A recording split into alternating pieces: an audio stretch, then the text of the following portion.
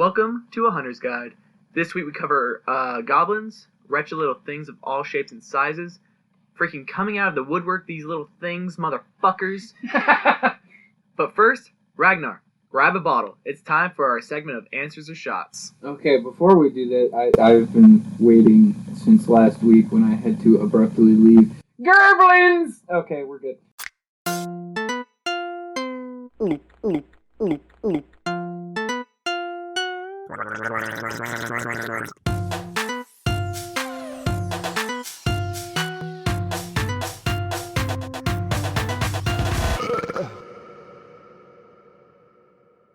Alright, so, first question.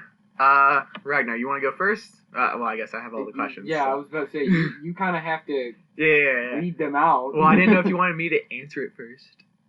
No, Okay. I mean, I'll answer first. Alright. So, how was your first date ever? Ooh.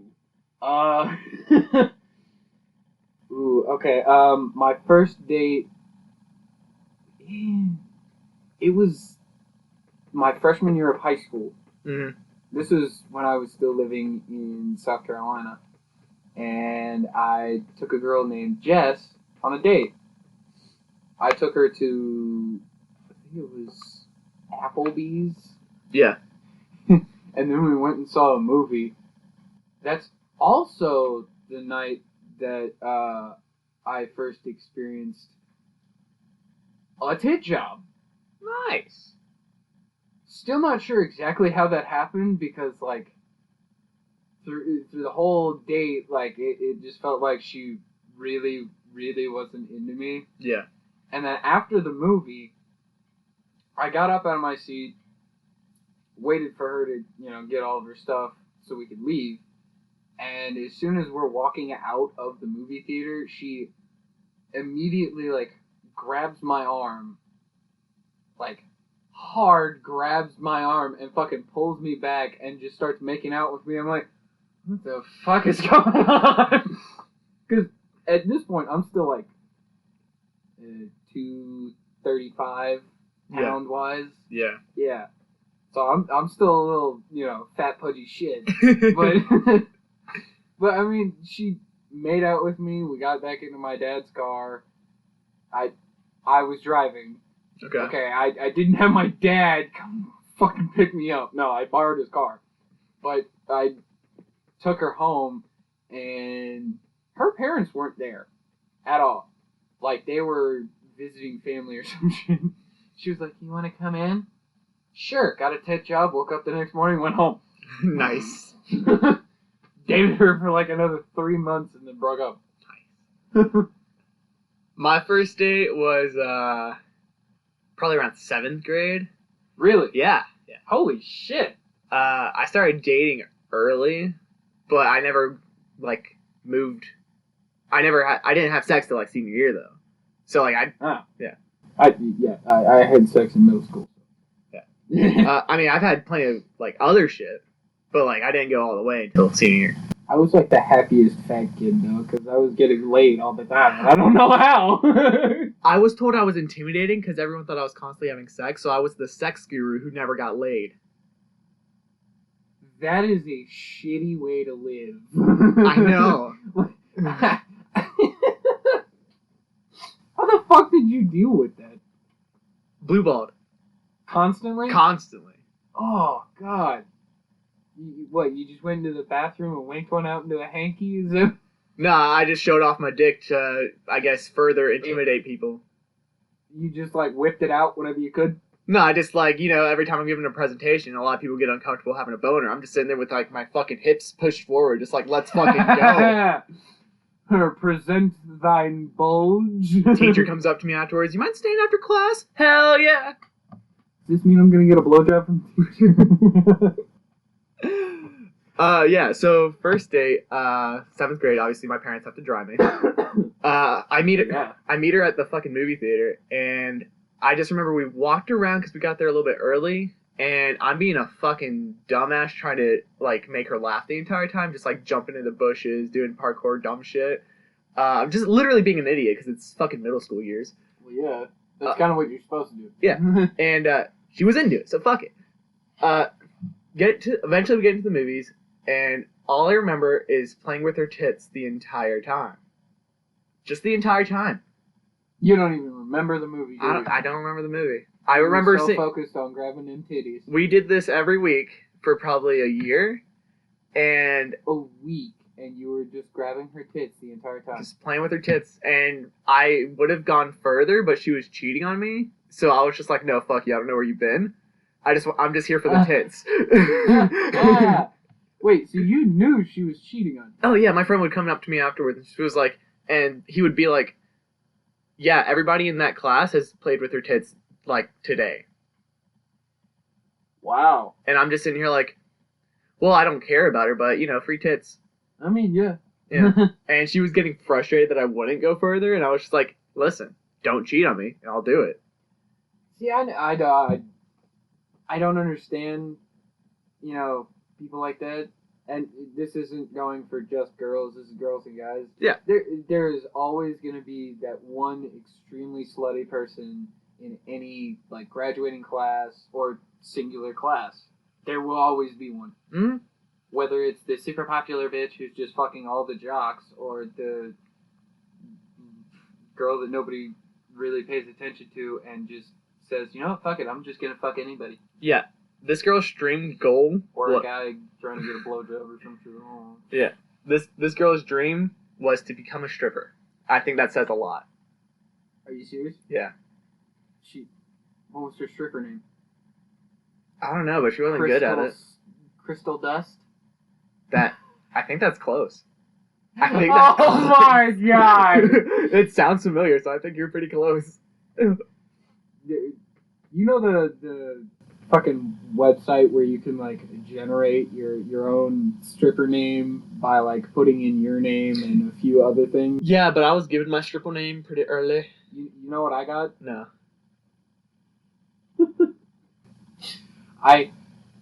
Keep in mind, I did this when I was 18. Mm-hmm. Okay?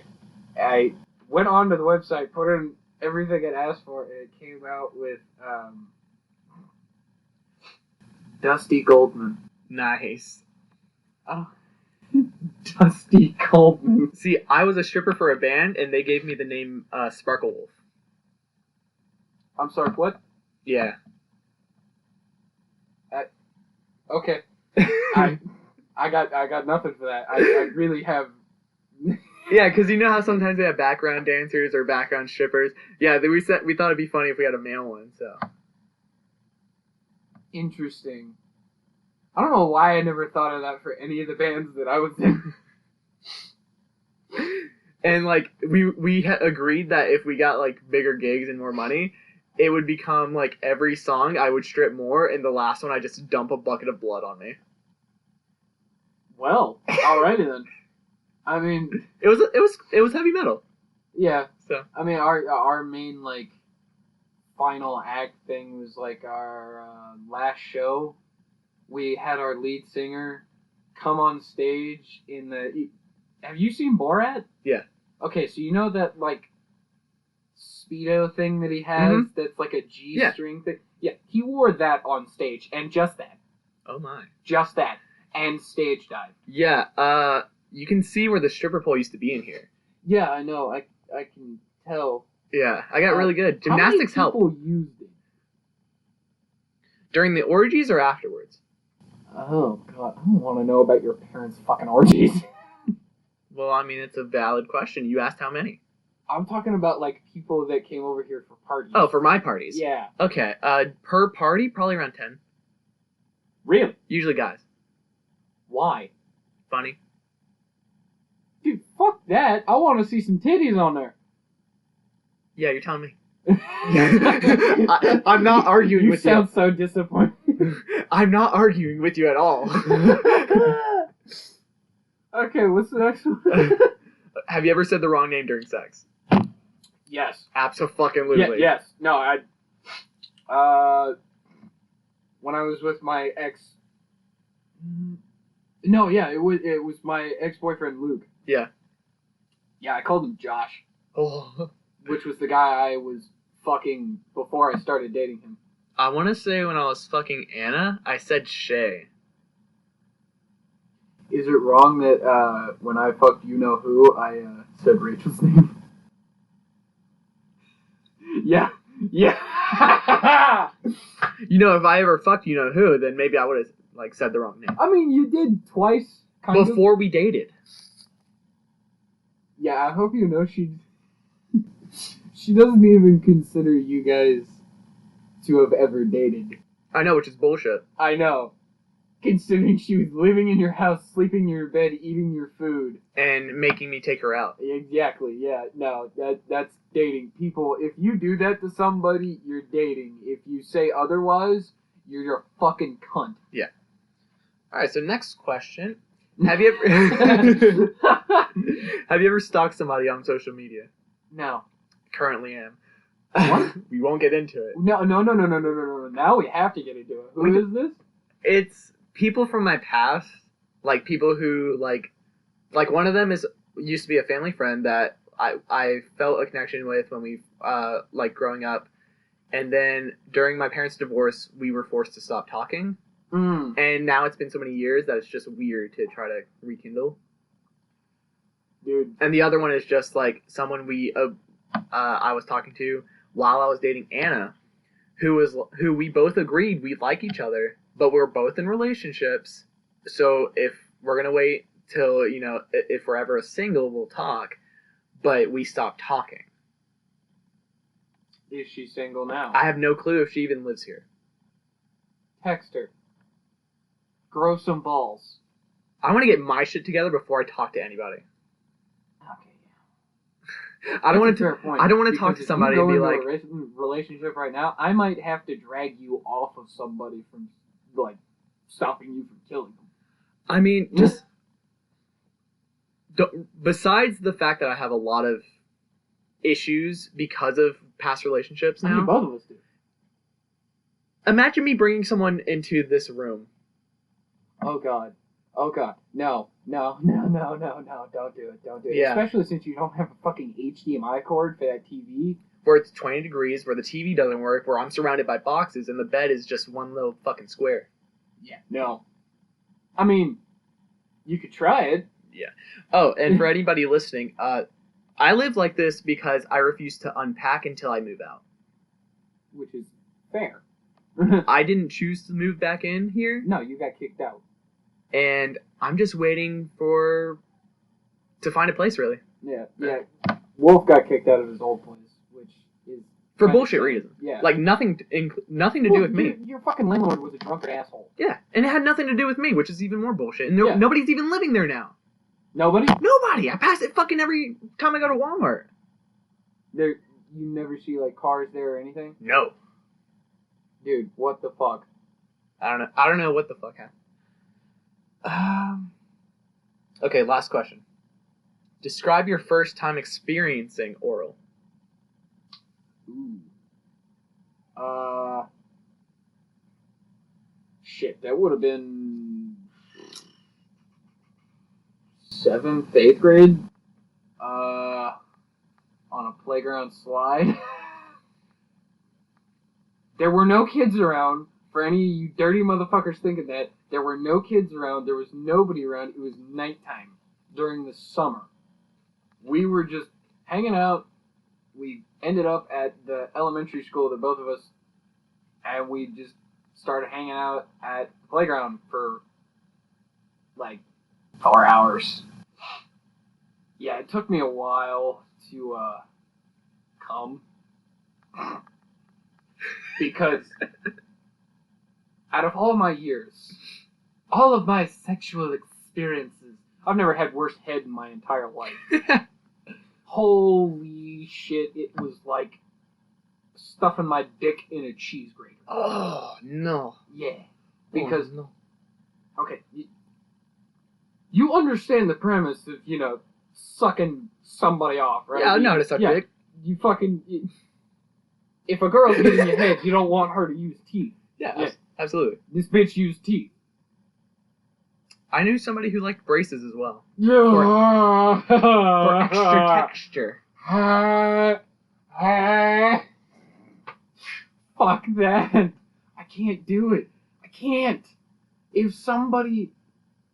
has braces, and I start dating them, and they're like, why don't you let me give you head? And they like lick their fucking brace. I can't do it. I can't do it, man. Can't fucking do it. Just like, listen, just no head. No head, please. Not unless I know you're face down in pillow, butt fuck.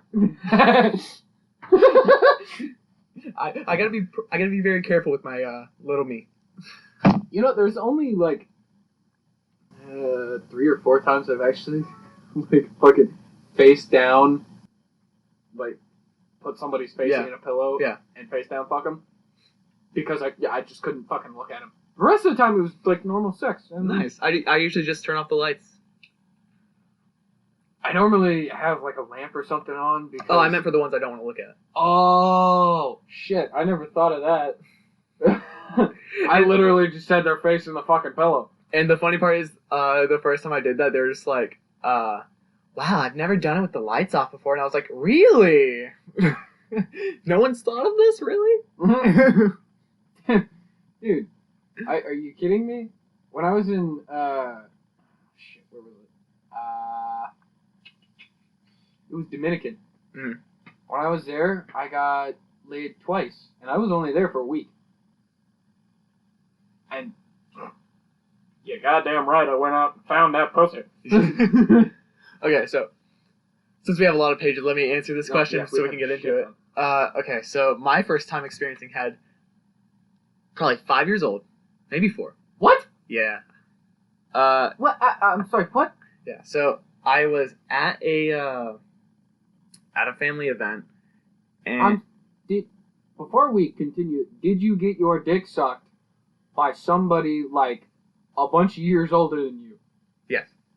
Well, not a bunch. What the? I'm gonna get into the details. Okay. Okay. So this girl is probably like 4 years older than me, and she just kind of pulled me to the side and was just like, hey, do you mind if I use you for practice? And I'm just like, 4 or 5 years older than you, so she's like 8 or 9. Yeah. And she needs practice. Yeah, she says she wanted me for practice. This must be like a born, raised porno girl. I'm gonna get into it. I'm gonna get into what happened to her. Jesus. Because I know I've told you about it. Probably. I just don't remember. I was probably high as shit. You were? Yeah. So, she pulls me to the side. By the way, I said this is a family event. This is like family friend. Okay. So, she pulls me to the side and she says, hey, I want to use you for practice. I'm just like, okay, what the fuck do you mean? And, she just fucking, like, pulls my pants down. I'm just like, okay, cool. She just starts going at it. And I'm just sitting here like, this feels great. And, I don't finish because I'm like fucking 5.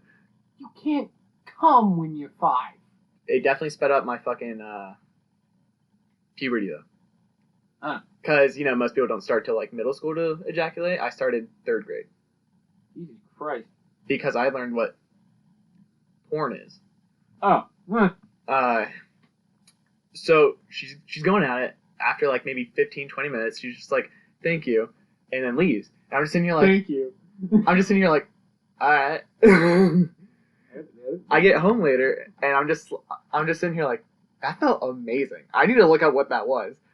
Discover porn.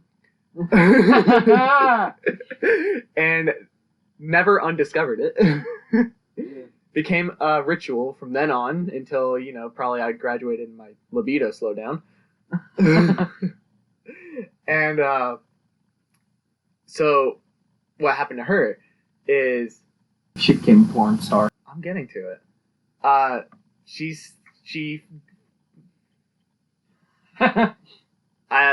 trying to remember like the order of things that happened.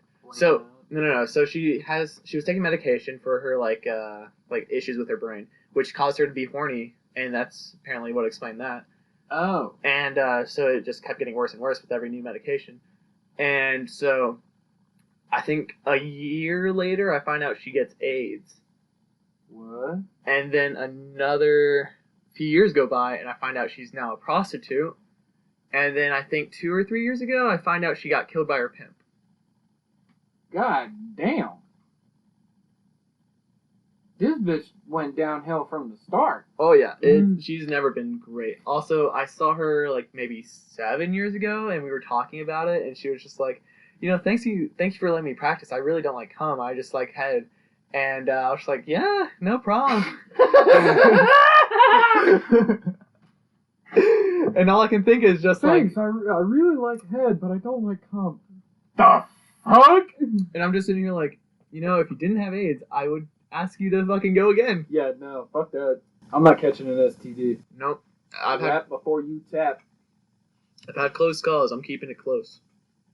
Keeping it close to the vest. Alright, so that's all them questions, and we're already fucking 20 minutes in, so let's get into it. Are we really? Goddamn. Let's Welcome to the show, guys. The term goblin is a monstrous little filly that appears in folklore all over Europe. These things originally began being illustrated around the Middle Ages. Depending on the region, they have very different abilities, appearances, and temperaments. These buggers are almost always small, grotesque, mischievous, or outright malicious. They are ugly little bastards, dude. Goblins are greedy little fuckers, especially for gold and jewelry. They often have magical abilities similar to fairies and demons. We'll be covering a lot, so let's go by type. Ooh, yes. So first off, we have hobgoblins. Ooh, hobgoblins. So hobgoblins have dark-colored, shaggy hair. They're thought to be one of the most benign forms of goblin, closely related to brownies. They're small tricksters that love to mess with human lives through direct influence or theft. What really sets these guys apart from other goblins is that they work closely with humans. They'll do toiling work around a human house for a bowl of fresh milk or a spark of fire, since they enjoy the warmth but cannot create their own, just like other goblins. Yeah. Still, they tend to be solitary individuals. Yeah, dude, okay. Hobgoblins, the one thing I know about hobgoblins, too, they're extremely fucking fast. Oh, yeah. Like, they're like flash speed kind of fast. Oh, yeah. If you blink, they're gone. Yeah, it's kind of terrifying. It's like, because you'll be looking at one, blink, and then they'll be behind you, and you're like, what the fuck? That's also why a lot of people think they're able to go invisible. They're not. No, they're just fucking fast. I don't think any goblins are able to go invisible. No, but some of them have super speed, which is why people associate them with invisibility. Because they'll just continue talking, but they'll be behind you now. Yeah. While brownies are more peaceful creatures, hobgoblins are more fond of practical jokes. They also seem to be able to shapeshift, as seen in one of Puck's monologues in A Midsummer Night's Dream. Oh, yeah. Robin Goodfellow is perhaps the most mischievous and most infamous of all his kind, but many are less antagonizing. Like other fae folk, or what was the other word that I learned recently? I think it's like tay. Tay? Or, hold on. I might be able to like find it real fucking fast. So how's your day going? This is what stay. They're called the more friendly name for them is stay, which is STAI, from what I've learned. Apparently, fae is like. I've never heard that before. Apparently, fae is rude. How? I don't know. Okay. I'm trying to find where it was. Okay, so hobgoblins are easily annoyed. They can be mischievous, frightening, and even dangerous. Attempts to give them clothing will often banish them forever. Though whether they are offended by such gifts or are simply too proud to work in new clothes differs from teller to teller. Yeah. Blue Birchus is the name of a shape-shifting hobgoblin who played harmless pranks in the home of a shoemaker and his family on the Blackdown Hills in Somerset. Wait, isn't this the fucking like the summer cobbler or whatever it's called? I think so. Yeah. So his usual form was that of an old man wearing baggy blue breeches, but he's also took the form of a white horse, a black pig, and a wisp of blue smoke. The family took his presence in good stride, but some clergymen learned of his existence and banished him from the house. Like a bunch of assholes. Welcome to the, Catholic Church. Well, yeah. Well, they also didn't like that, he's doing all the labor while, they actually had to work for it. Okay, clergymen. First off, most of them were assholes back then. Oh, absolutely. Most of them still are today. Absolutely. Then you have Robin Roundcap, not to be confused with Robin Redcap, haunted Spaldington Hall in Spaldington East Riding of Yorkshire, and was a hearth spirit of the true hobgoblin type. He helped thresh the corn and performed other domestic chores, but when he was in the mood of mischief, he would mix the wheat and chaff again. I don't know what chaff is.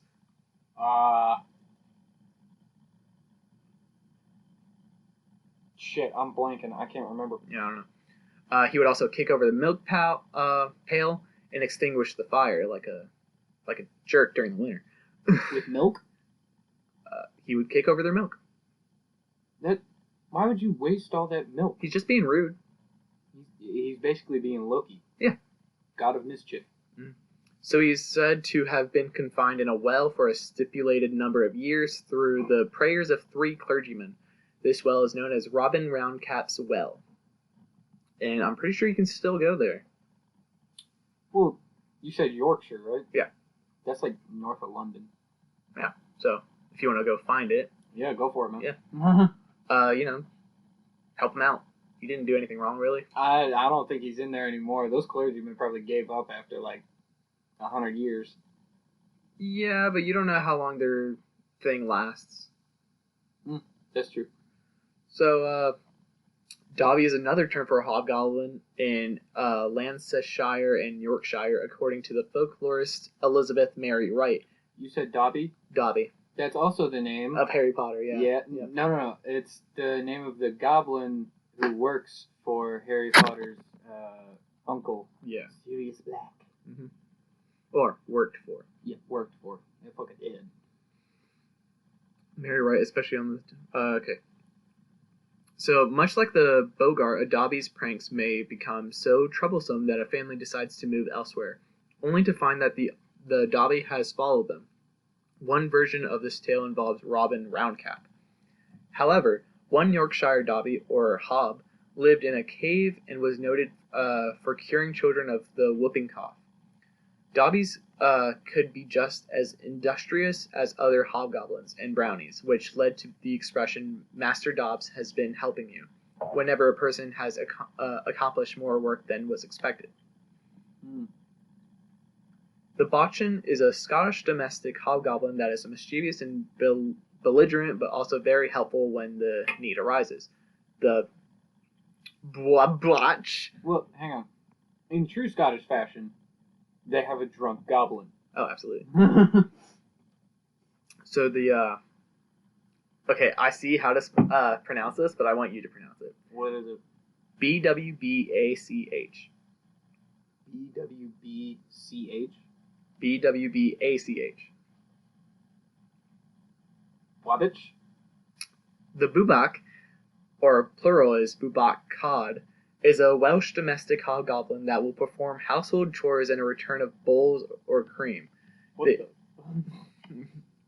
They are good-natured but mischievous and have a dislike of clergymen and teetotalers, upon whom they will play relentless pranks. Teetotalers? Yeah. They talking about teats? Yeah, we're talking about teats. We're talking about teats. Fuck, give me that bottle. I'm like choking on a crumb. So the next one is Hogboon, if you know anything about that. Hogboon. I do not. Shit. Oh fuck that. We need a new bottle.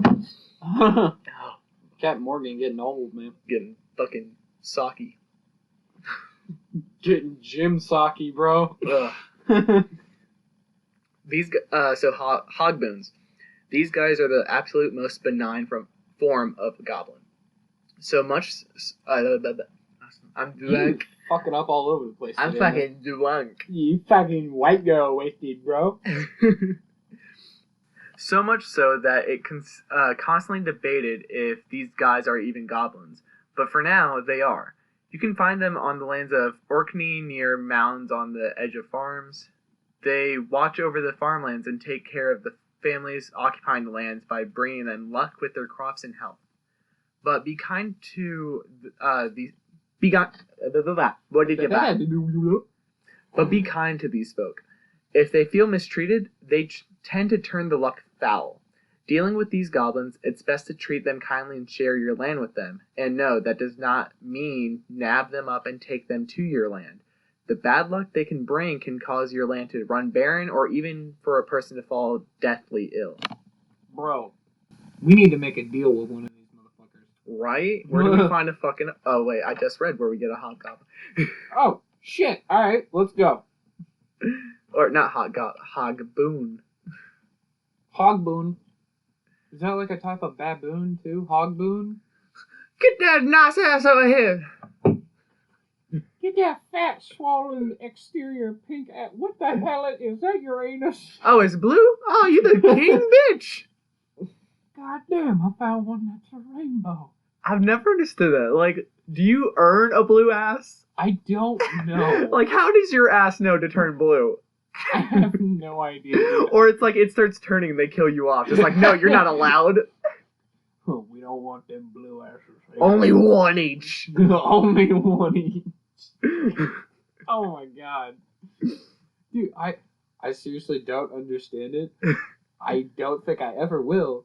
And if I run into a baboon, I'm gonna make him my friend. Dude, they got a scary mouth. Oh yeah. Dude, yeah. I saw one at the fucking zoo when I was a kid, and he, like, opened his mouth as wide as possible. And oh, just, like, my God. On the glass. I'm like, okay. Just, okay. I'm kind of scared. Mom. Yeah. Mom. The closest I've gotten to that is having a Great Dane swallow my face. I still got the scar. That's fucking terrifying. Still got the scar. Great Dane just goes, ow. To be fair, I scared the shit out of him. It was my fault. So you're the dickhead in this story? Yes. Wow. But I'm pretty sure he got a taste for blood after that, because that's when he, like, started going crazy. You made a perfectly good house dog go insane. Listen, if you can't handle the taste of blood, maybe you just shouldn't be around kids. What? Oh my god. we got a random vampire over here. Lost control. Vampire dog. Get Dracula dog. Come here, Vlad. Good Vlad. Come here, Tepish. Okay, so next we got the Kolksu. Many people, yeah. So many people like to think of the Kolksu as mermaids with attitude problems, since their lovely, delicate features can make them seem very kindly. However, while their white irises set in a dragon-like eyes and white hair do make them very beautiful in a strange sense, the people who confuse these water goblins with other mythical spirits of the seas could not be more mistaken, though. The Kolksu are very carnivorous and are notorious for their abhorrence of any kind but themselves, particularly humans and even other goblins. Any human who looks upon a Kolksu or even unwittingly swims into Kolksu-ruled waters will not only be killed, but will also vanish without a trace from the world at large, since these species of goblins leave no evidence of humans who cross them. If you're dealing with these things, I hope you're in a military sub, because imagine the mermaids from Harry Potter. Like, that's what they look like. No. There's actually an example of these in Harry Potter. It's in Goblet of Fire. Yeah, no, that's what I'm talking about. Lake, yeah, imagine those things. Because they attack in swarms like fucking piranha. Yeah. They're basically the water version of Norse tooth fairies. Yeah, exactly. And God, like, don't get me wrong, they look fucking cool as shit, but do not get near them. Do not go near a tooth fairy. If you see a tooth fairy, it's most likely the most common one, which is the Norse one. Not this whole Americanized bullshit of, oh, I'm gonna leave my tooth under my pillow and I get a quarter in the morning. No. It owes me money, by the way. These motherfuckers literally devour your flesh and spit it out and then just leave your teeth, and they munch on those. The real terrifying one is the bone fairy. Don't get me started on these assholes. So next up, you have the knocker. The Cornish... Schlobberknocker. The Cornish described these creatures as little people with that are about 2 feet tall, with a disproportionately large head, long arms, wrinkled skin, and white whiskers. Hey, hang on. Sounds like modern day dwarves. Pretty fucking close. Looking oh at my god. No. Looking at an image, it looks like a fucking dwarf if you put him on a stretcher. Oh my god, yeah, I'm seeing the image. Yeah. That's fucking ridiculous. It wears a tiny version of standard miner's garb and commits random mischief, such as stealing miners' attendant tools and food. Yeah, that's I think I posted that one. Oh my god. The name comes from knocking on the mine walls that happens just before cave-ins. Actually, the creaking of earth and timbers before giving way. To some miners, knockers were malevolent spirits, and the knocking was the sound of them hammering at walls and supports to cause the cave-ins. To others, though, who saw them as essentially well-meaning practical jokers, the knocking was their way of warning miners that a life-threatening collapse was imminent. Huh. I don't know which one to believe there. I mean, aren't they the ones who saved Snow White? No, that's dwarves. Yeah, those dwarves. Maybe they're involved. Who knows? She got gangbanged by all of them. She got gangbanged by all of them. Who knows? That's in like the fucking Todd McFarlane version. Have you seen the Todd McFarlane like toys for fucking Snow White and the Seven Dwarfs? No. It is terrifying. Oh. Yeah, like they're all freakishly fucked up. I mean, and she's super hot still, but basically a stripper. I'm not surprised. Todd McFarlane has a very fucked up mind. If you don't know who he is, he's the guy that created Spawn. Oh yeah, absolutely. I can totally see that. He's done a lot of fucked up I know what porn I'm looking up later. Oh my god, no, don't do that. I didn't say I'd, finish with it. Ah, Jesus Christ. So next up we have the Trow. Oh, yes, let's continue. The Trows of Orkney are probably one of the most easily recognizable sub-races of goblins. In fact, when most people think of goblins, a Trow is the form their mind produces majority of the time. Even though they can sometimes use their powers to look like a human, they are normally old and slightly deformed, in addition to being stunted and short with an overall ugly appearance. How rude. This sounds like stereotypical, like, old person. Like, walking in a walker, hunched back, fat, sagging skin. Rude. I'm just saying, man, it sounds like this. Great, now we have no old listeners. Who the fuck is gonna be listening to this that's, like, over the age of 30? A great old folks home. If this plays at a senior home, oh god, I think I might just shoot myself. Hey, I'll take it. That'll be our first. Alright, cool, you wanna play Russian roulette? That'll be our first tour. You wanna play Russian roulette? Yeah, fuck it. Okay. What do I got to lose? I can't die. Fuck you. I'm gonna shoot myself and you're not even gonna be able to tell. I'm gonna be so pissed. I'm gonna be so fucking pissed. Just hands the gun back and you're just sitting here like, this is an automatic. What? Just you're supposed to use a revolver. This is an automatic. And you went blanks. first. There's blanks. You can still die from a blank. Look at Bruce Lee's kid. There's blanks. Okay. Whatever you say, man. So hey man, I'm just slowly losing my mind here. Just go with me. I won't go anywhere with you. Except everywhere. Yeah, I was about to say, really? Except for the plans where we have to go everywhere. I mean, you can just drop me off in, like, Montreal. Fair enough.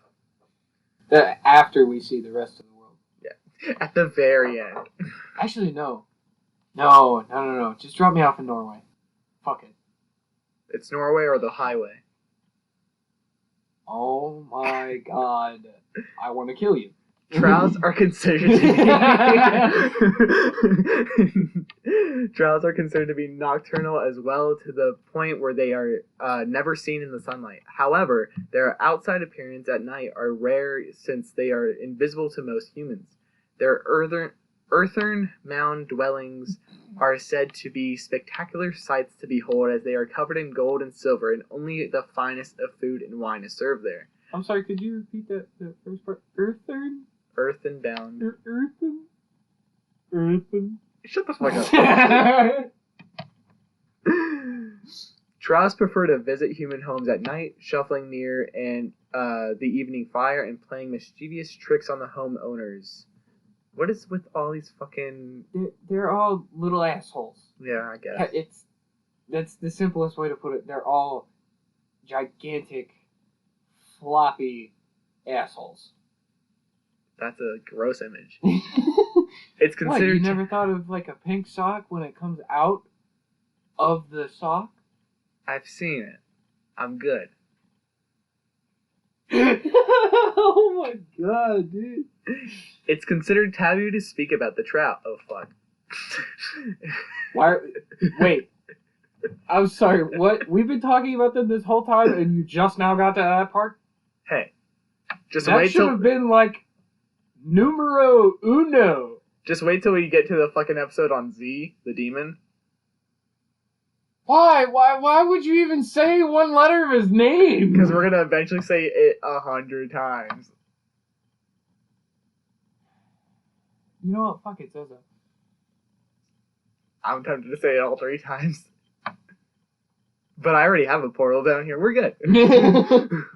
You want to open up a second one, bud? You can have more traffic through.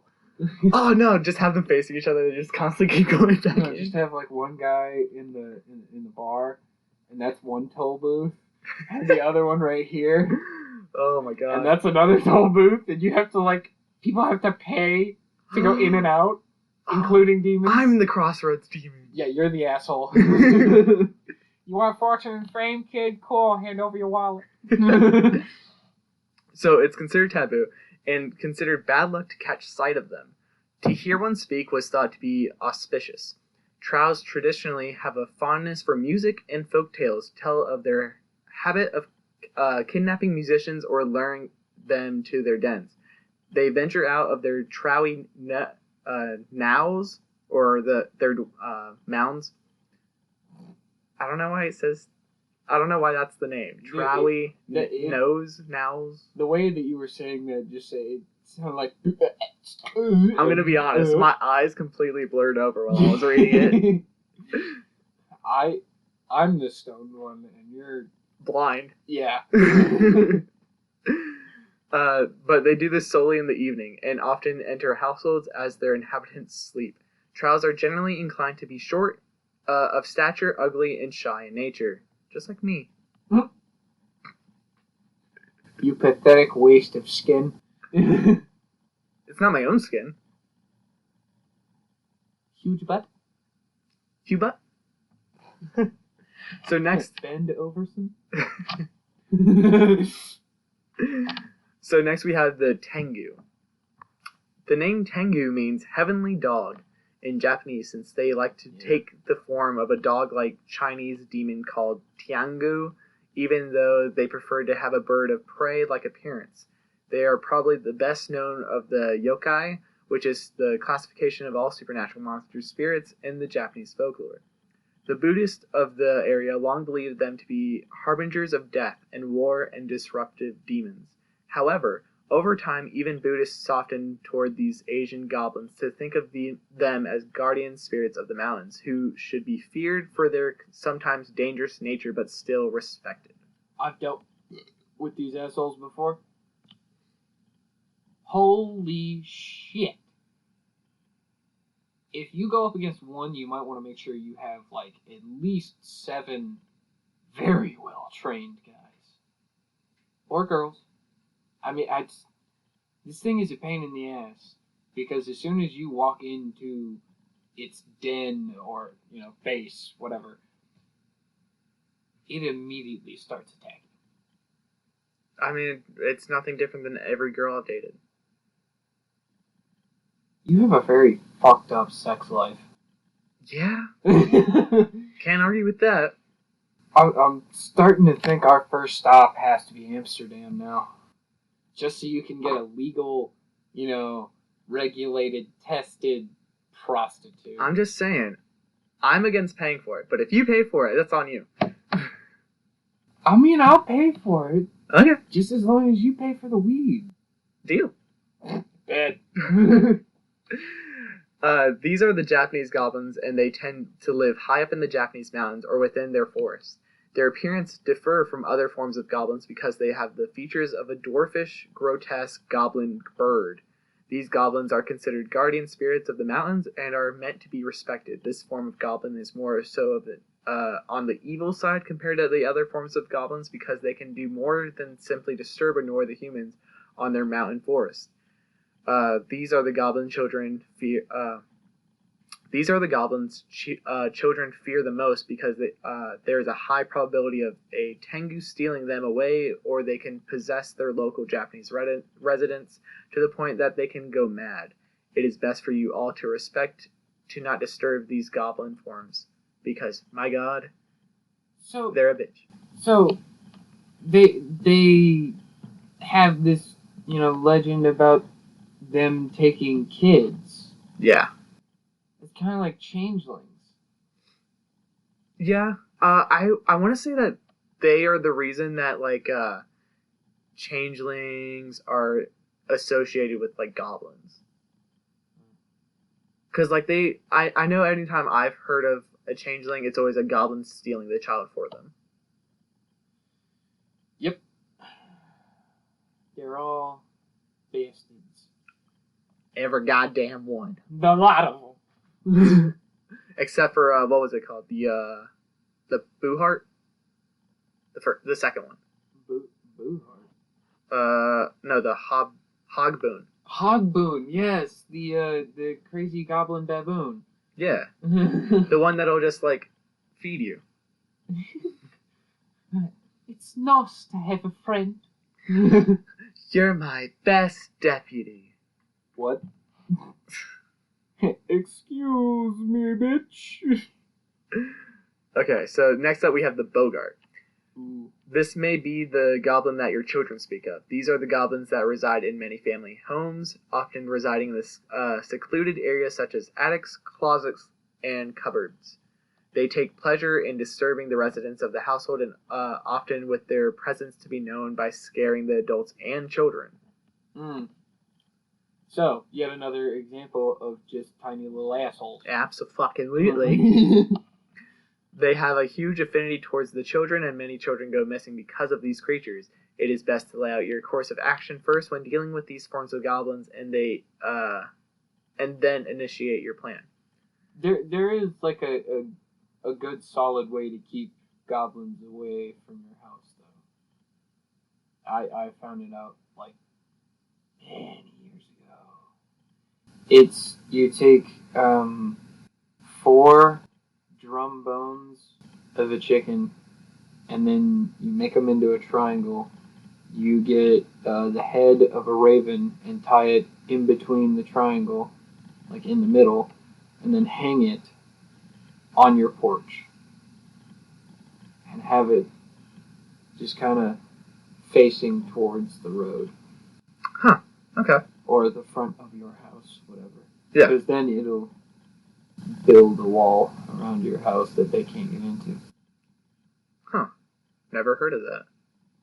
Dude, I found that out many years ago. Okay, so what do I do for the opposite? Because you let them in? Dude, when I said that to have a shit ton of gold? Oh. I guess, yeah. Mm-hmm. I said that to a fucking Native American when I was trying to track down fucking skinwalkers, and he was just like, "Wait, you want to see him?" Yeah. What, you thought I was joking? No, dude, come on. Keep up. He was like, okay, this is what you do to hide yourself from them. And I was like, no, I need the opposite. Yeah, what, like, do I need to wear a perfume, put on a certain deodorant? He was like, okay, you see that? Have my cock hanging out, what? He literally was just like, okay, you see that monument over there? Get over to that fucking giant rock figure and be there around fucking 1 a.m. They usually show up. And I'm just like, cool. Well, what happens if I hump it? But then he proceeded to start telling me of ways to like hide myself, which I'll get into when we talk about skinwalkers. But I was just like, dude, I'm not trying to hide. I'm trying to get answers. And he just started looking at me like, you white people always wanted answers. I'm just sitting here like, dude, I need answers because my friend's a skinwalker and he has no idea what to do. Oh. I need somebody help. Dude, I Not just anybody help. Dude, swear. Okay, so next up we have the Kalikanzaros. We won't get into these guys again, but just reminding you to just watch out for these goblins around the Yule time. Yeah, these are the Christmas goblins. Yeah, we're not going to get into that. Just, remind you, don't fuck with them. And if you hear sawing underneath your house, it's probably those assholes sawing at the World Tree, and in which case, shoot them motherfuckers. Yeah, just get your kid to dig a hole, because, yeah. Next we have the puka. The puka? The puka. Puka? The puka is a type of Irish kobold. While it's considered to be mostly harmless, it can still be very tricky. It has a variant. Variation. It has a variety of shapes to change into, but usually prefers to be a pitch black dog or a horse with fiery eyes. Oh, that's cool. Right? Yeah, I would like that. I mean, can I have him as a pet? I mean, you can make it your best fucking friend. Right. We need to find one. It has a variety of... No. When approaching careless travelers as a seemingly shabby or tamed pony, the puka will give this human a hair-raising ride through the thorn bushes or marshes before he or she is tossed into a huge mud pool or even a ditch. So, I mean, you get a cool ride before you get fucked over. That's not a cool... You get bloody and beaten. No. You get a cool-ass ride. Through thorns. Yeah, I run through the thorn bush. Yeah, nothing I haven't experienced anyway. I fucking hate running through thorn bushes, man. Don't be a bitch. No, it's not the pain. It's just annoying. Yeah, but you're going to be on his back as a horse. There's none that tall around here. Yeah, fair point. So he's getting the brunt of it. Nah, I ain't getting shit, bitch. The sound of chuckling puka galloping away in the darkness of the night is a warning for travelers to beware of strange horses the next time he or she becomes road weary. So he's literally just fucking with drifters. Yeah, absolutely. What a dick. Right? Like, what? Come on, man. What did the Irish ever do to you other than getting drunk and probably puking on you? Like, all these drifters are probably too drunk to drive home. Exactly. Just like, oh, hi. I need to find you a home. Yeah, man, I'll give you a ride. Get on my back. E.T. phone home. Now, next up we have the bogey. Bogies tend to be the smallest form of goblin. To make up for their size, they are also very ephemeral, making them the hardest goblin to actually kill. They tend to be completely black in color and live in the dark places of common houses such as the attics, cupboards, and closets. These particular dwellings of bogies help with them in their most common exploits against human beings. They love to pop out from their hiding places to scare children and adults within the house, where the terms boogeyman and bogeyman come from. Yeah, and I'm looking at the picture of him right now. These things, okay, so imagine the body of Sid from Ice Age, except deathly skinny and a rat tail, and give him the fucked up face of Mushu. Okay, I'm getting rid of this bottle. That was so... Ugh. Gym socks? Dude, how? I don't know. What the fuck? Is there a goblin in here fucking with my drink? Maybe it's a miracle. Ugh. Stop touching my drink. Stop touching my shit, you little bastards. God, I consumed that.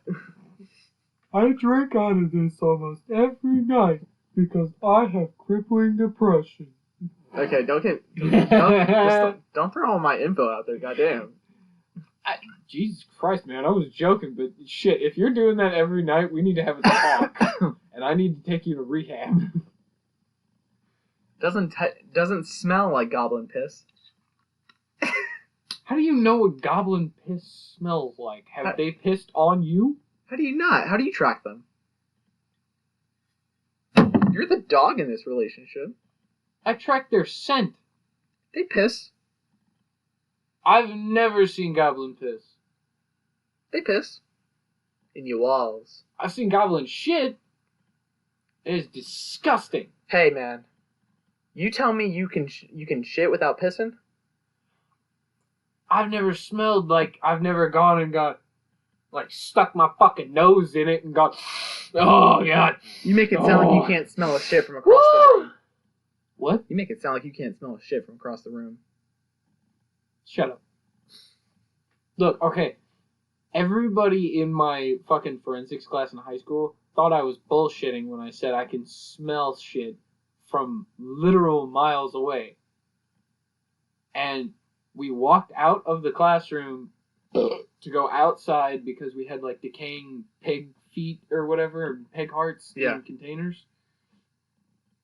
And like, as soon as I walked out of the classroom, I'm like, oh God, damn, that shit smells rank. No, I remember in probably like 9th or 10th grade, that's when I started like shifting. Yeah. And so my senses were on hyperdrive. And my nose especially. Well, I mean, my ears kind of still are, especially the high-pitched noise. But my nose, oh my God. So there was one time I started smelling fucking cotton candy. Yeah. Found out the next day that a fair came to town. And it was nowhere near the house. And then also, I was able to smell pheromones. And being able to tell who's turned on in high school is fucking wild. Bro, I could tell that in every single class I was in. And when I got into college, this shit became useful as hell. Dude, it's a great smell, too. No, dude, okay. I had, what was it? World history for college level. And I had an Irish dude as my teacher.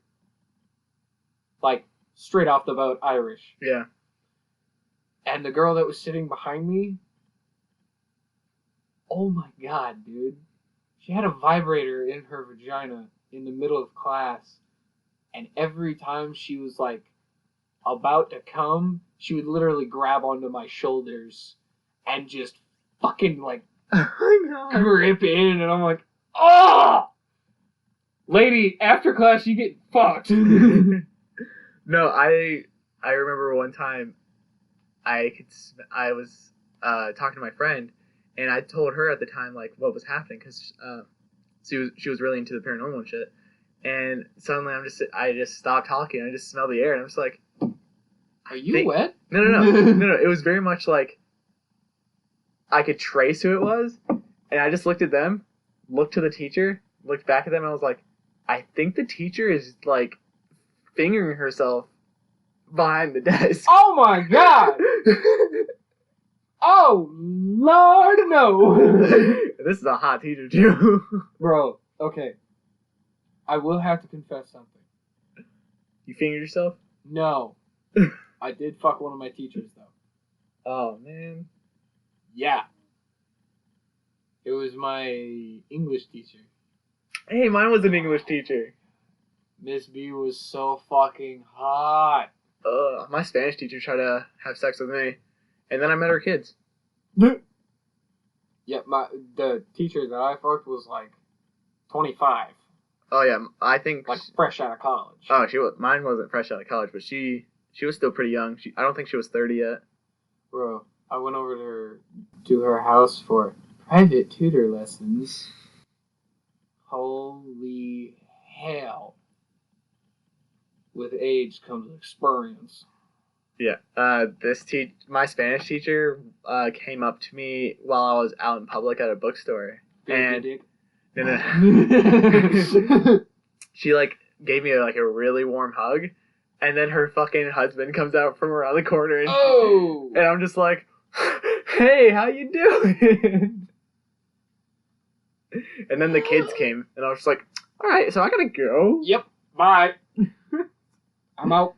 Like if they didn't show up, this could have gone somewhere. But they did. No, you're not supposed to say that. Listen. You're not supposed to say that. She was fun size. Like you know who? No.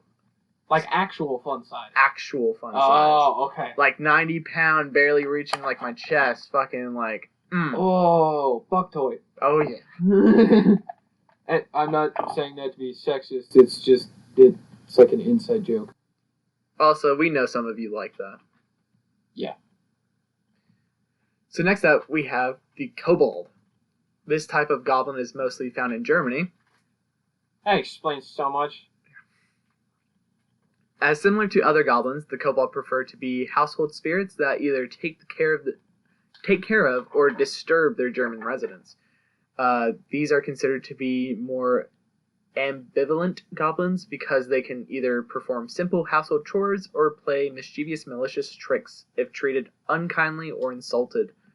Your actions towards them will determine the characteristics of your kobold, so it is necessary to be wary and cautious of your behavior. So if you're a jackass, how do you piss them off? Be a dick. Oh, okay. Yeah. Treat them with respect. That's it. That's fair. One of the aspects that make them such a widespread version of goblin is their versatility, as kobolds can live on ships, mines, and even human homes. Their appearance changes to fit their location of choice. However, most kobolds choose to be ambivalent household spirits, where they can help with chores or can freely perform malicious tricks if insulted or neglected. Yeah, they like you to observe their presence. Oh, so they want you to know that they're there. Yes. At least they're upfront assholes. Yeah, and they're gonna do chores, so they want you to like thank them for it. So if you don't say thank you, will they take that as an insult? Probably. Fuck. I'm bad at saying that. Just thank you for doing the dishes. Yeah, but most of the time I forget. I'm like, This is why we'll room together, so I can save your ass. Save me from what? A kobold, apparently. My own ass? Yeah, your own ass.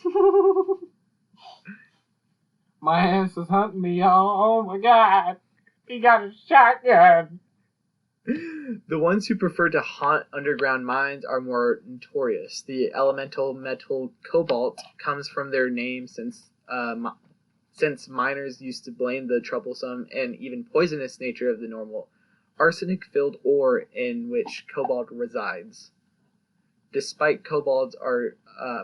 domestic kobolds are linked to a specific household. Some legends claim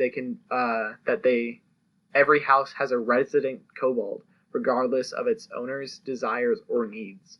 The means by which a kobold enters a new home vary from tale to tale. One tradition claims that the kobold enters the household by announcing itself at night by stewing wood chips about the house and putting dirt or cow manure in the milk cans. Good thing I don't have milk cans. Who has cans of milk? I don't know. I don't think milk comes in cans. Oh, no, wait. Yeah, you can get canned milk. It's disgusting, but yeah, you can get it. Gross. I never understood canned milk or bagged milk. Apparently it's a common thing in like Canada and Europe. Yeah. So, if the master of the house leaves the wood chips and drinks the soiled milk, the kobold takes up residence. Ugh. Imagine like you have to drink the milk. Oh God, no. No. I don't want to. Can I just say no and we can still have a deal? Like, I'll give you video game privileges. I don't give a shit. No, you have to drink their manure milk. Fuck you, I'm not doing it. Just take one swig, mix whatever else you want with it. How about you gargle my balls in your mouth? Whip them out. Shit, is Just, yo, okay. Hold on, let me pause it. The kobold Heinzelmen, or of Hendermehulin. What? I'm sorry, the Hendermehulin? Of Hendermehulin Castle. I don't even know what that was. He arrived in 1584 and announced himself by knocking and making other sounds. Should someone take pity on a kobold in the form of a cold, wet creature and take it inside to warm it, the spirit takes up residence there. A tradition from Perleberg in northern Germany says that a homeowner must follow specific instructions to lure a kobold to his house. He must go on St. John's Day between noon and 1 o'clock into the forest. When he finds an anthill with a bird on it, he must say a certain phrase which causes the bird to transform into a small person. The figure then leaps into a bag carried by the homeowner, and he can then transfer the kobold to his house. Even if servants come and go, the kobold stays. Yeah, I don't think I've ever seen a bird on an ant pile, but okay. Me either. House kobolds usually live in the hearth area of the house, although some take place in less frequented parts of the home. In the wood house, in barns and stables, or in the beer cellar of an inn. I'm not keeping them in the beer cellar. Those little bastards will steal it all. That's mine. You can stay in the guest room. Fuck that, that's too close to the beer. I can stay outside. Maybe I'll just room with it. Maybe it's hot. Oh god, no. At night, such kobolds do chores that the human occupants neglected to finish before bedtime. Oh my god, that'd be amazing. You just want free labor. Listen, when I'm out of town, it'd be nice to come to a nice home. Yeah, I understand that. They chase away pests, clean the stables, feed and groom the cattle and horses, scrub the dishes and pots, and sweep the kitchen. Other kobolds help tradespeople and shopkeepers as well. Ah, man, they could even take care of my familiars? Bet. Free labor, woo! Just like, oh man, I can't get a fucking pet sitter. Hey, kobold!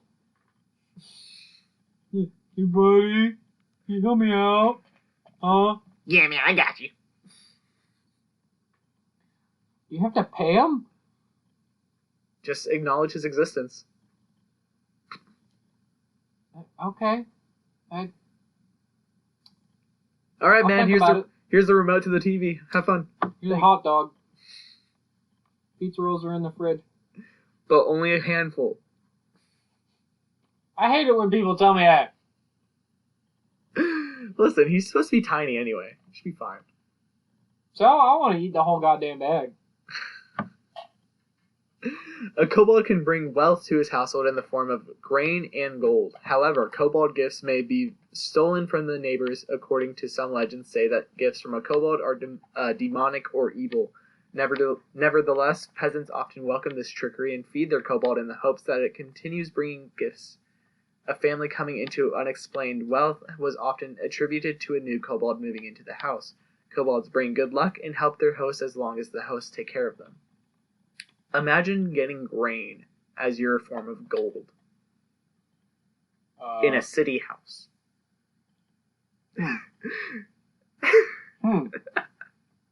Yeah.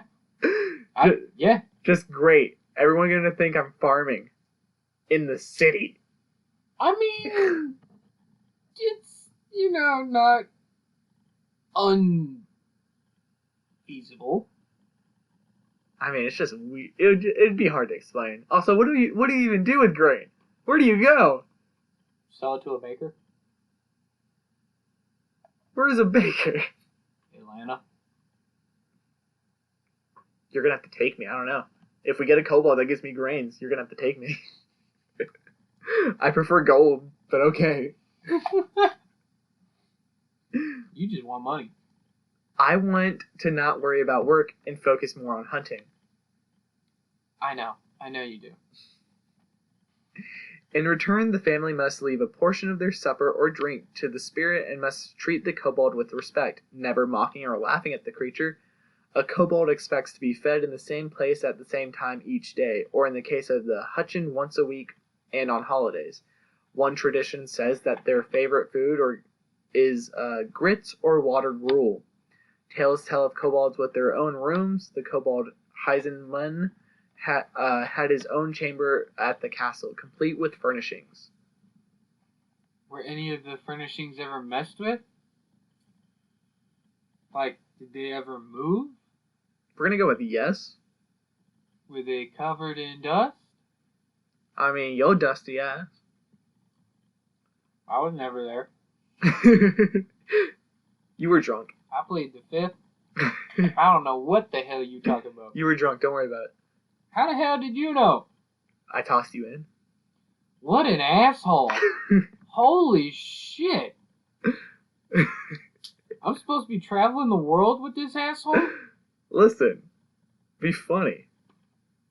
No, it won't. Not to me. Dickhead. You didn't remember it. Why are you just now telling me? Because it's funny. Asshole. What a dick. You said you remembered that night. I just assumed you remembered. Legends. I don't remember shit when I'm drunk. Then you're a liar. Legends. Well, I remember a lot. Yeah. I don't think I've ever blacked out from like drinking or getting high or nothing. Me either. Because I'm not a weak bitch. Yeah. Mm-hmm. Legends tell of a slighted. Wow, my eye started twitching. Jesus Christ, you can't see. Legends tell of a slighted kobold becoming quite malevolent and vengeful, afflicting errant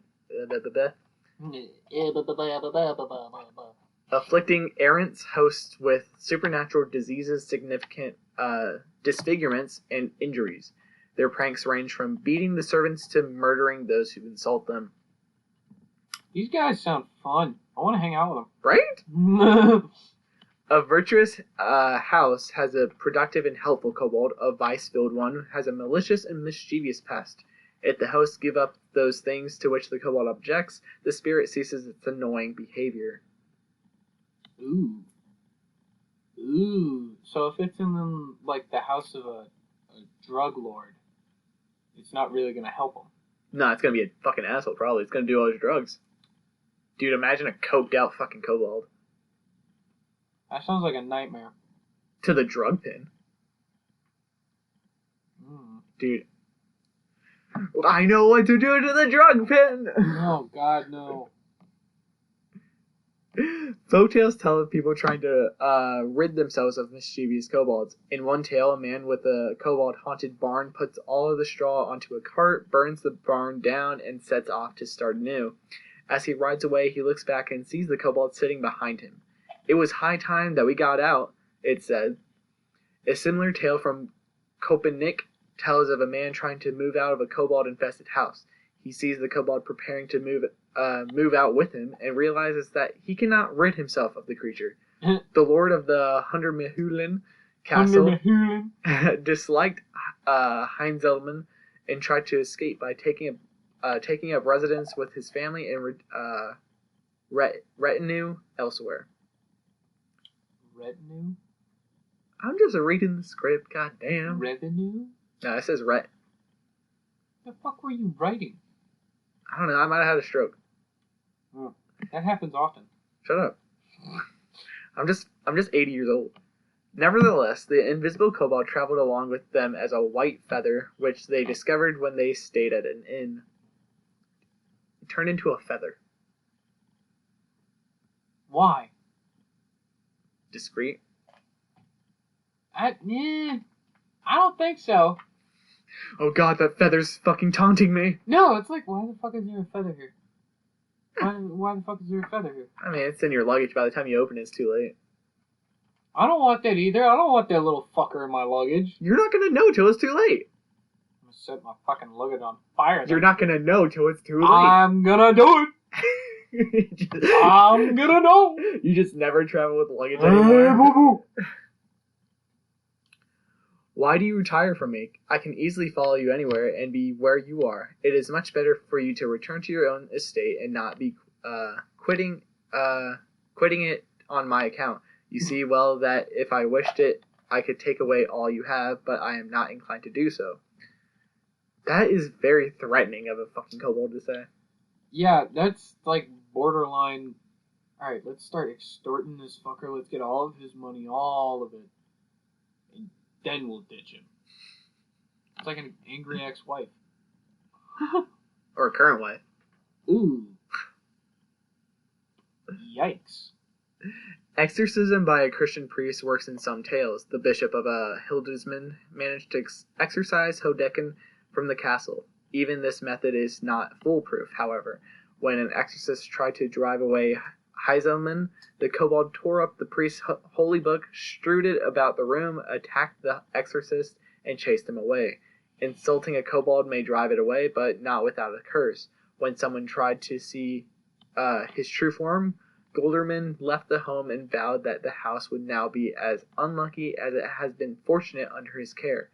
Actions Hutchin considers insulting include giving him clothing, rushing him in his work, burning the house down, and leaving the wagon wheel in front of it. Damn! He got fucked. Yeah. Even worse than, like, any of the other guys. Just like, dude, it's really rude that you try to burn the house down. Bro, can you not do that next time? Like, oh my god. Like, that was such a minor inconvenience to me. You fucking asshole. Couldn't have come up with a better plan, Limp Dick?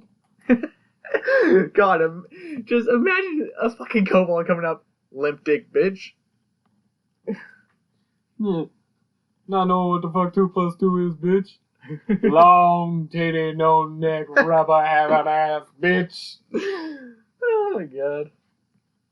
Medieval European miners believed in the underground spirit. The kobold filled this role in German folklore and is similar to the other creature of this type, such as the English bluecap, Cornish knocker, and the Welsh goblin owl. Hobble you now. Stories of subterranean kobolds were common in Germany by the 16th century.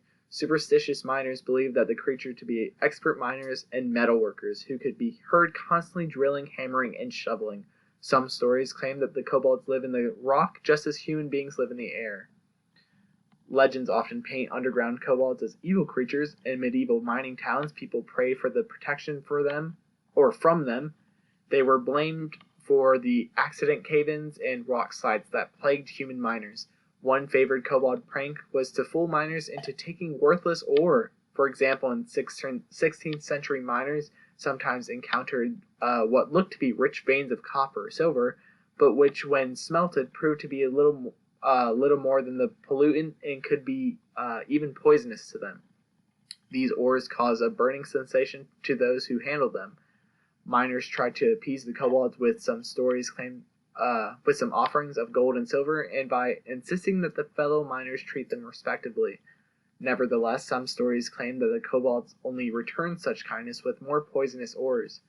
Miners called these ores cobalt after the creature from when they were thought to come. In 1735, Swedish chemist George Bandit isolated a substance from such ores and named it cobalt rex. In 1780, scientists... Cobalt Rex. The fuck? In 1780, scientists showed that this was in fact a new element, which they named cobalt. So it just went down the line. Yeah. It's a fucking great story. Tales from other parts of Germany make mined kobolds beneficial creatures, at least if they are treated respectfully. 19th century miners in Bohemia and Hungary... Why did I say it like that? Hungary? Why did you say it like that with the first one? Bohemia? Fuck you. Reported hearing knocking in the mines. They interpreted such noises as warnings of from the kobolds to not go in that direction. Other miners claimed that the knocks indicated where the veins of metal could be found. The more knocks, the richer the vein. Kobolds are sometimes portrayed as being indifferent to human miners so long as they are left alone. In these depictions, they are content to simply mine for themselves, collect it, and haul it away by windlass. Move your asses! Dude, I'm just imagining a fucking kobold playing the fucking drums like fucking insane on the fucking wall. Just, over here! Over here! No, dude, I'm thinking of like... You ever seen Ants, the movie? Yeah. You remember when they're digging in the mine? Not really. They're like digging the holes, the tunnels. It's been a hot minute, man. Well, there's a scene where they're digging through like all the tunnels, and they're like, "Bro, fuck, never mind. I forgot what it was. Nice. Leave me alone. I had a brain fart." You had this entire story lined up. Yep, I just fucked myself over. I forgot what I was talking about. Oh my god. One downside of being this fucked up. Oh, so you're drunk and high? Or just high? I'm really fucking high. Okay.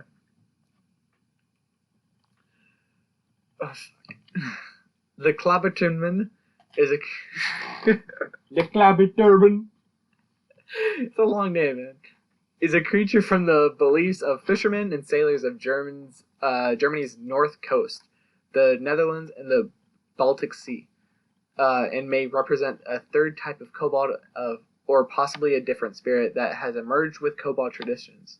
Belief in the Clabbertonman dates to at least the 1770s. According to these traditions, the Clabbertonmans live on ships and are generally beneficial to the crew. Clabbertonin. A Clabbertonman will pump water from the hold, arrange cargo, and hammer at holes until they can be repaired. The creatures are thought to be especially useful in times of danger, preventing the ship from sinking. The Clabbertonman is associated with the wood of the ship on which it lives. It enters the ship via the wood used to build it, and it may appear as a ship's carpenter. The Clabbertonin is benevolent behavior.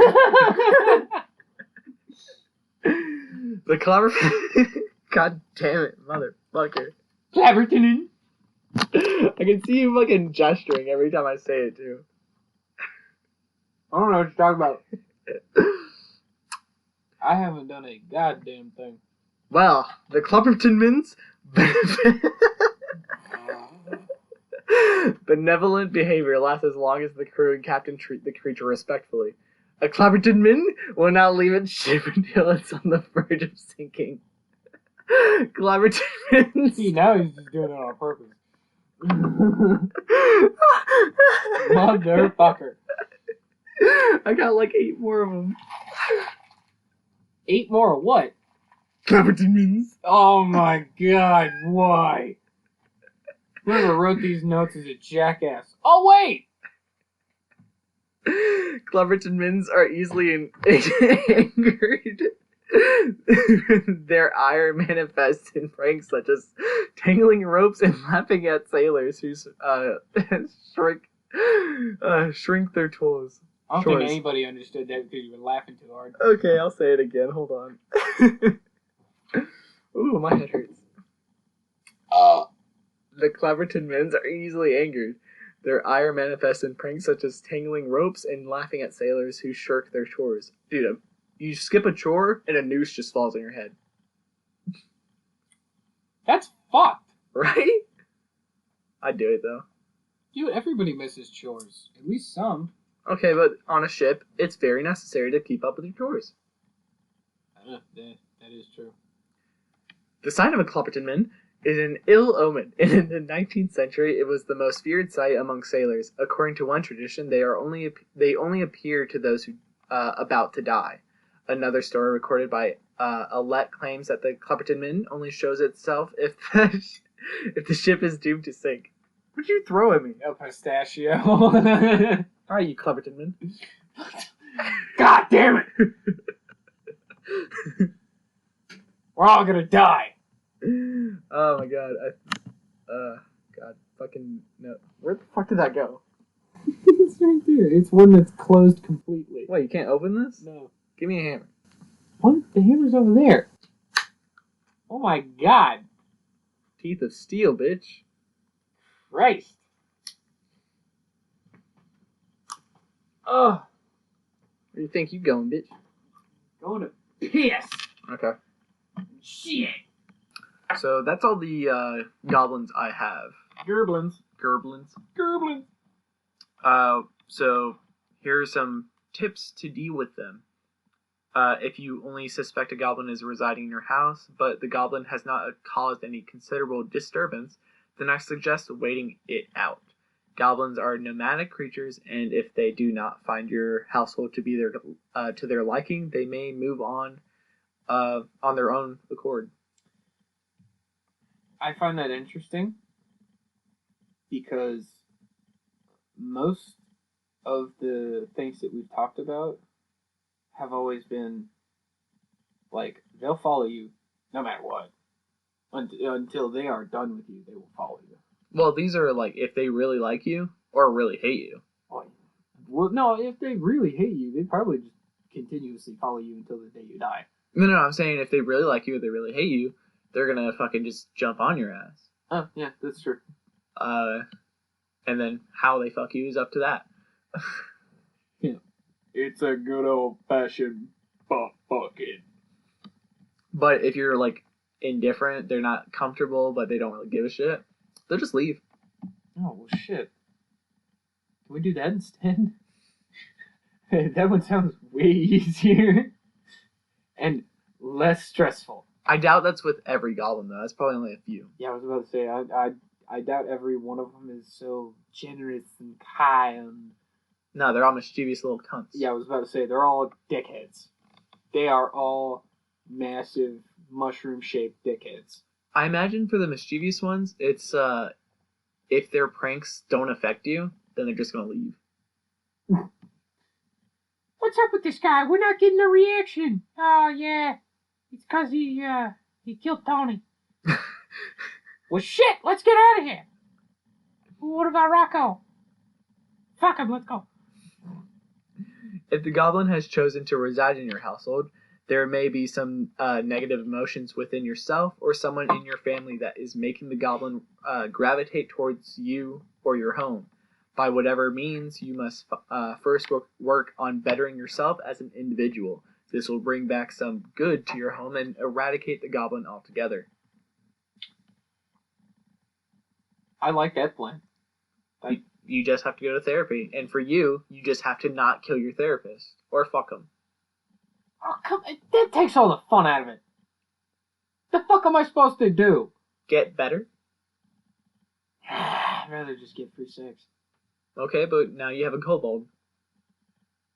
A bad one. Fuck, I'll take therapy. I'll be your therapist. Sit down. No. Hold on, let me get the dildo. What? I'm sorry, what? Well, I gotta get the fucking out of the way. What? No. No. Take a seat on this. Okay, so do not offer any kind of blood to the goblins. It might be better to begin by simply speaking to the creature. Begin by standing in front of the creature to its preferred location and shouting with a clear voice, "Dear Goblin, you are not welcome here. Everyone here wants you to disappear." If you notice that the knocking on walls, thumping down the stairs, and missing items have stopped, venture out with a lit candle at 12 o'clock a.m. to the locations that it most often frequents. If you light the candle in the dim, secluded areas, you will notice that the goblin is no longer there. So you just have to walk out there with the candle? Hey, get the folk out! Yeah, right. Get the fuck out of me mum's garden, you punk! I'm in me ma's car. I'm in me mum's car! Vroom. Now, there are options also for Options? there is other ways, like those were tips for like if you initially get one that's like Oh, okay. I thought you meant like we get to pick what good thing the fucking goblin does or whatever. oh no, it's I was about not to say like that'd be a little cheating, right. No. Okay, so those were tips to like if it is initially coming into your house, what to do Right. like right off the bat. Yeah. These are options for dealing with them if you're a little bit too late. Ooh. Well, if you're a little bit too late, how is this gonna help them? Well, I mean, like if they've already like set up shop. Oh, yeah, okay. There are specific items that you should seek once you find yourself in the presence of a goblin, such as salt, garlic, onions, lemons, and leeks. These specific items all signify protection. If these key ingredients were to be sprinkled all throughout the household, it would ward off all evils. It is important to be plentiful in putting them near all the locations that the goblins like to reside in the most. You should pour salt around your bed entirely. Do not do this step around 3 or 4 times throughout the day, morning, evening, and right before you go to bed.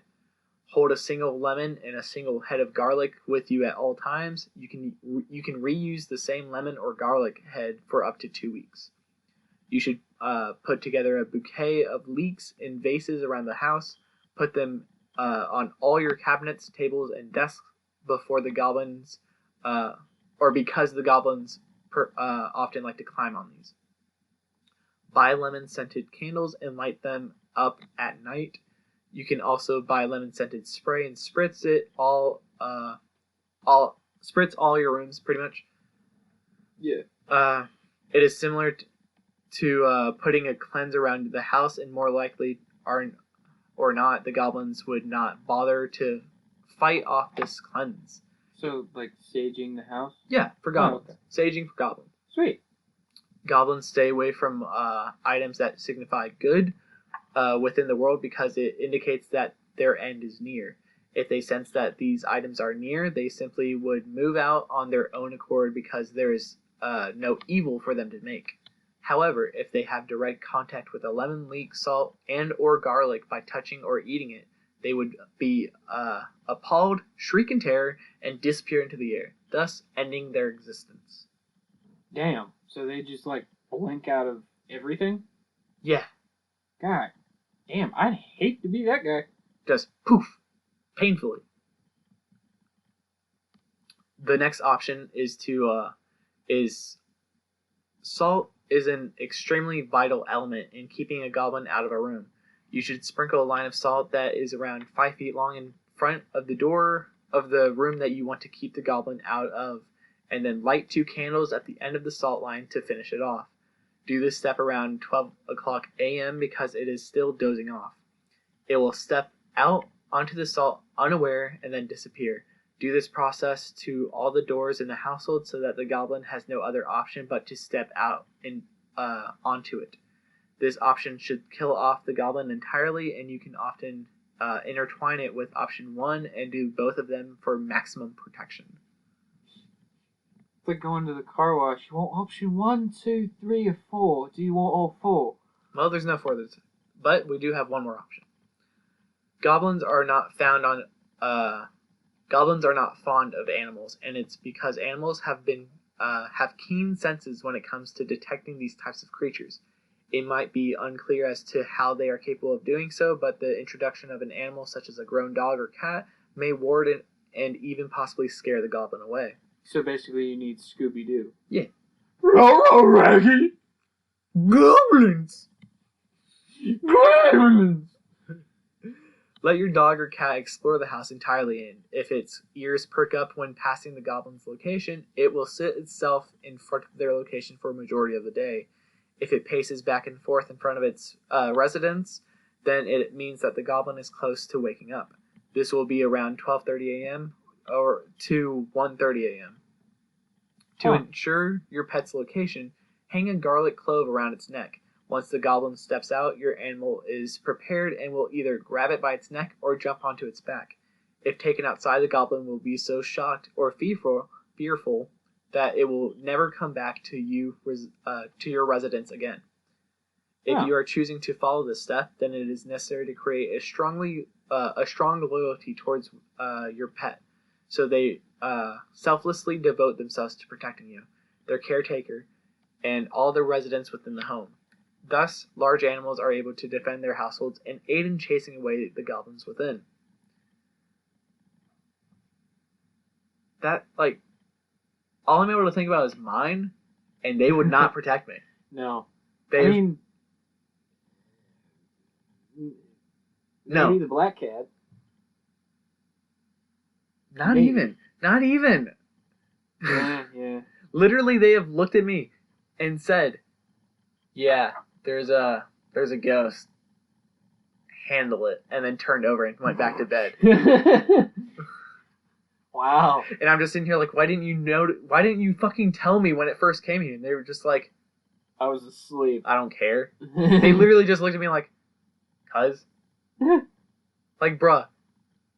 Like, do you remember when we had that fucking demon? Like, yeah.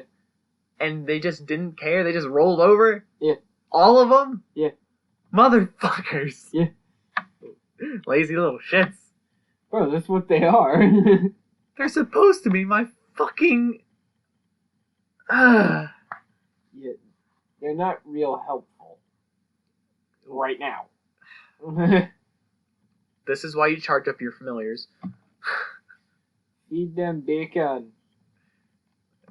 I meant more spiritually, but okay. I mean, both work. Not if they get fat and lazy. Fine, just give them a joint. No, they are nuns. Mine is a nun. I'll beat you with this bottle. You just grabbed the Captain Morgan bottle, you bastard. I'll make you drink it. Okay.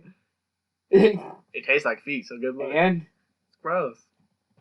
dude, I've had nothing but fucking Fireball whiskey for an entire week straight in college. I don't care what anything tastes like anymore. Yeah, the Firefall is not that bad. Fireball is fucking disgusting. I hate that shit. I can never drink it again. Ever. That's how I am with Jaeger. I love Jaeger, though. I hate Jaeger. I love Jaeger. It reminds me of the Kraken. first time I got fucking drunk as fuck and I threw up everywhere. Dude, I still remember when I got drunk as fuck for the first time. That was Volcano Night. I finished the bottle of Jaeger myself. I was downing shots of Everclear like every 2 minutes. And I smoked like 3 balls. I was fucked up. My chaser for the Jaeger was a mixed drink with the Jaeger. A different Jaeger. Oh, dude, I didn't even grab a chaser. I was just like, yeah, let's do this. Yeah, my sister's roommate thought I was fucking dead. Cause like she like came into the room after my sister finally got me to the fucking room, Yeah. and then was just like trying to wake me up and stir me because she couldn't tell if I was breathing. Are you okay? And apparently, eventually she just gave up. Dude, I still remember the first time that I went to like a college frat party. Yeah. My first one. Granted, I did a keg stand for like 10 minutes. And I got off the keg, started walking around, and this is also the first day that I met Rachel. Oh, damn. Yeah, she fucking walks up to me, and I'm like stumbling around. This is when I was a pledge. She was like, dude, you okay? Where's the ceiling? And the floor. I think I need a new pair of, the under panty wear. Yeah, like I was literally talking out of my ass. Nobody could understand me, and she just looked at me and she was like, "Okay, yeah, you're coming upstairs with me." And I'm like, "What are stairs?" See, I don't even know what my feet are. see, all my college experiences are my freshman year of high school. Dude, I'm so glad I didn't, like, I went to a few college parties here and there while I was in high school, but when I went to college, holy shit, dude. I technically have an art degree by accidentally signing up for a college when I was a freshman in high school. So you technically have an art degree, or you do have an art degree? What? I had the emails for years. I don't know where the degree is anymore. Holy shit. I never returned in any assignments. I just kept getting emails.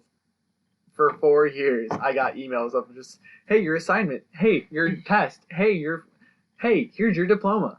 Dude, I was just like, what? Dude, it's like fucking Navi from Legend of Zelda. Hey, listen! I fucking hate that little shit. I was just like impressed that I never fucking responded, and after 4 years, I got a diploma. They just sent you a degree. They're like, you know what? Fuck this. We just need somebody to get this degree. God damn it! Here you go. Your bachelor's of fine arts. What? Means you can work in a fucking museum, you stupid slag. I bet I can. Yeah, you'd be the asshole who's like giving tours. Hey man, that's fine. Really? Dump my balls in a I will boiling do hot anything. pot of lava. I will do anything to work at home.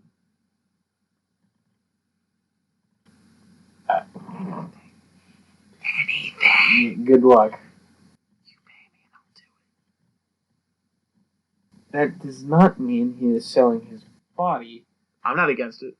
I swear to God, I will murder so many people. Swear to God.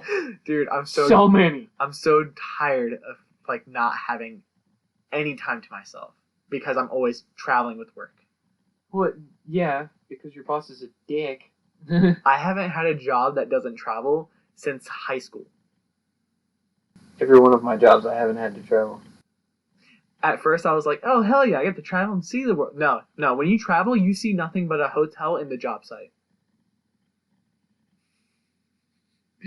I see jack shit of the world.